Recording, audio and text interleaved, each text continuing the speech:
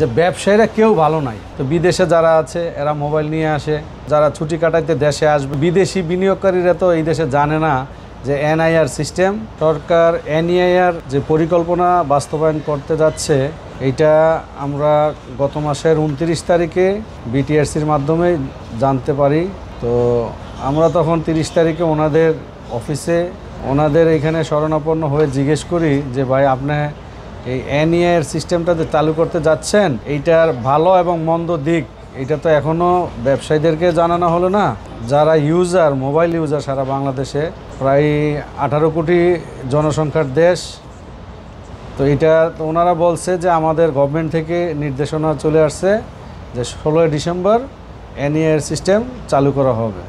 তো যাই হোক, এনআইআর সিস্টেমটা চালু করার হইলে এটার খারাপ ভালো দিক, যারা যেই সংস্থা থেকে যে প্রজ্ঞাপনটা আসে, আমার জানা মতে আমি ক্ষুদ্র জ্ঞানে এটা বলতে চাই যে সেই সংস্থা থেকেই এই জিনিসটা দেশবাসীকে জানানো উচিত যে এনআইআর সিস্টেম চালু হওয়ার পরে মানে কত মানুষ কোন বিষয় নিয়ে কোথায় যে বিপদে পড়বে এবং ওইখান থেকে পরিত্রাণের রাস্তাটা কি, সেটা কিন্তু ওই দেশের জনগণ জানে না। এখনও অনেক শিক্ষিত লোকেরা বুঝতেছে না যে এনআইআর সিস্টেম চালু হলে সেটার মানে বিরূপ প্রতিক্রিয়া কী হবে সমাজে। 2 কোটি প্রবাসী বিদেশে আছে, বাংলাদেশি মানুষ।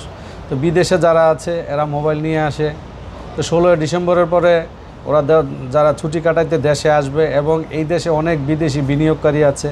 তো ওই বিদেশি বিনিয়োগকারীরা তো এই দেশে জানে না যে এনআইআর সিস্টেম এটা গভর্নমেন্ট 16 ডিসেম্বর চালু করতে যাচ্ছে। চালু করার পরের বিষয়টা কি হবে, 16 ডিসেম্বরের আগে যেই মালগুলো, যে মোবাইল যেইভাবে ইউজ করতেছে, এইটা সমস্যা হবে না। তো এইটা সমস্যা হবে না আমি মেনে নিলাম। তো 16 ডিসেম্বর যখন আপনি এইটা চালু করবেন, তখন আমরা যারা ব্যবসায়ী 20 থেকে 25 হাজার ব্যবসায়ীর সাথে জড়িত, তো আমরা ওনাদেরকে বলেছি যে আমাদের হাতে যে মালটা আছে তো এইটা তো থেকে যাবে। তো এই মালটা থেকে গেলে আমরা যে হাজার হাজার কোটি টাকা এখানে আমাদের এখানে বিনিয়োগ আছে, ব্যাংক লোন আছে। 5ই আগস্টের পরে ফেসিস সরকারকে এই দেশ থেকে হটানোর পরে দেশে কিন্তু ব্যবসায়ীদের, বিশেষ করে অন্য মহল আমি বলবো না, আমি যেহেতু একজন ব্যবসায়ী, আপনি জেনে থাকবেন যে ব্যবসায়ীরা কেউ ভালো নাই। তার কারণ কি, অস্বাভাবিক সুদ হার 16 থেকে 17%। যারা এই দেশে টাকাওয়ালা ছিল, দুর্নীতিবাজরাই কিন্তু এই শৌখিনতাটা বেশি করে থাকে। দুর্নীতিবাজরা দেশ থেকে পালাইছে। শেখ হাসিনারে এই দেশ থেকে ছাত্ররা তাড়ানোর পরে দুর্নীতিবাজরা দেশ থেকে পালাইছে।